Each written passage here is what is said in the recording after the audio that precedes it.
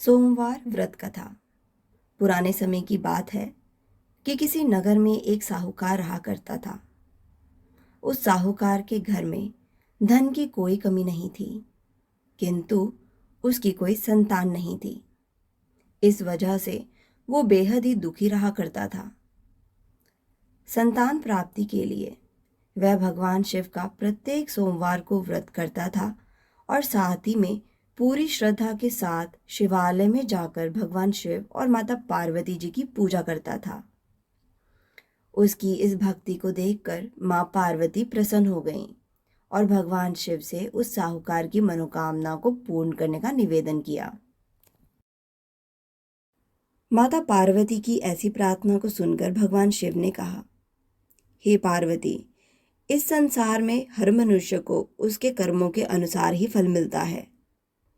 तब माता पार्वती जी ने कहा, हे प्रभु, यह साहूकार आपका परम भक्त है। इसकी भक्ति के मान को रखते हुए आपको अवश्य ही इसकी मनोकामना को पूर्ण करना चाहिए। माता पार्वती जी के इस तरह से आग्रह करने पर भगवान शिव ने उस साहूकार को पुत्र प्राप्ति का वरदान तो दे दिया, परंतु यह भी कहा कि इस बालक की आयु केवल 12 वर्ष की ही होगी। वह साहूकार माता पार्वती और भगवान शिव के बीच की इस बात को सुन रहा था। इस कारण से उस साहूकार को ना तो कोई खुशी हुई और ना ही कोई गम। वह पहले की तरह ही भगवान शिव की पूजा करता रहा। कुछ समय व्यतीत हो जाने के बाद उस साहूकार के घर में एक पुत्र का जन्म हुआ। जब वह पुत्र 11 वर्ष का हो गया, तब साहूकार ने पुत्र के मामा को बुलाकर उसे बहुत सारा धन दिया और कहा कि बालक को काशी विद्या प्राप्ति के लिए ले जाओ और मार्ग में यज्ञ कराओ। जहाँ भी यज्ञ कराओ वहीं ब्राह्मणों को भोजन कराते और दक्षिणा देते हुए जाना। वह दोनों मामा और भांजे आज्ञा का पालन करते हुए रास्ते में यज्ञ कराते कराते ब्राह्मणों को दान दक्षिणा देते देते काशी की ओर चल पड़े। अब रास्ते में एक नगर पड़ा। उस नगर में राजा की कन्या का विवाह था, परंतु जिस राजकुमार के साथ उस कन्या का विवाह होने वाला था, वह राजकुमार एक आंख से काना था।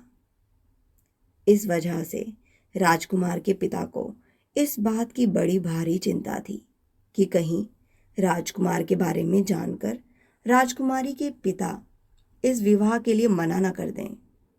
इस कारण जब उसने उस साहूकार के पुत्र को देखा, तब उसके मन में विचार आया।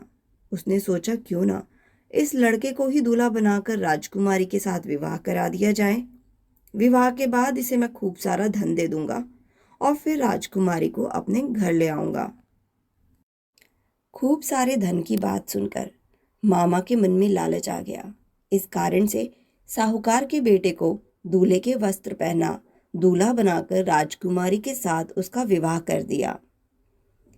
परंतु उस बालक ने जैसे ही मौका मिला राजकुमारी की चुन्नी के पल्ले पर लिख दिया कि तुम्हारा विवाह तो मेरे साथ हुआ है, लेकिन जिस राजकुमार के साथ तुम्हें भेजेंगे वह राजकुमार एक आंख से काना है और मैं तो अभी पढ़ने के लिए काशी जा रहा हूँ। जब राजकुमारी ने अपनी चुन्नी के पल्ले पर ऐसा लिखा हुआ पाया, तब उसने जाने से मना कर दिया और उसके माता पिता ने भी अपनी पुत्री को विदा नहीं किया। इस कारण से बारात खाली ही वापस चली गई। दूसरी तरफ वह लड़का काशी पहुंचकर पढ़ना शुरू कर चुका था। साल पूरा हुआ और जिस दिन उस लड़के की आयु 12 साल की हुई, उस दिन यज्ञ रखा हुआ था। लड़के ने अपने मामा से कहा कि मेरी तबीयत आज कुछ ठीक नहीं है। मामा ने कहा कि तुम अंदर जाकर सो जाओ। और कुछ ही देर में बालक के प्राण निकल गए।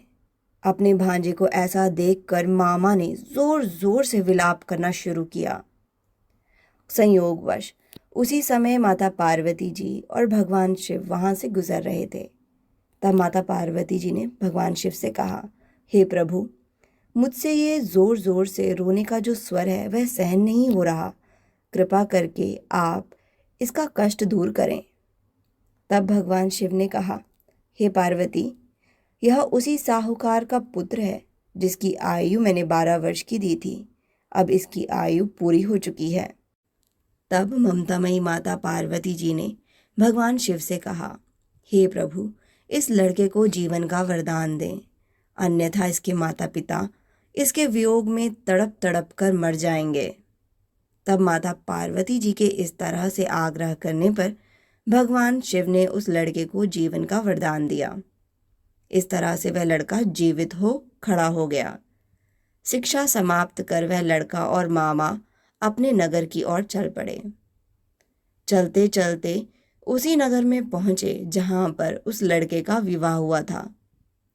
जब उन्होंने वहां पर यज्ञ किया, तब उसके ससुर ने उनको पहचान लिया और अपने महल में ले जाकर आवभगत की, साथ ही में अपनी पुत्री को उस साहूकार के लड़के के साथ विदा कर दिया। दूसरी तरफ साहूकार और उसकी पत्नी भूखे प्यासे रहकर अपने पुत्र का इंतजार कर रहे थे।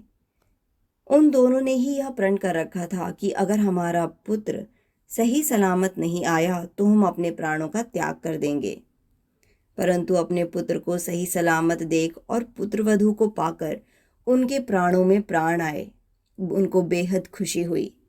उसी रात भगवान शिव ने साहूकार के स्वप्न में आकर कहा, मैं तेरे सोमवार के व्रत करने तथा व्रत कथा सुनने से प्रसन्न होकर तेरे पुत्र को लंबी आयु प्रदान की है।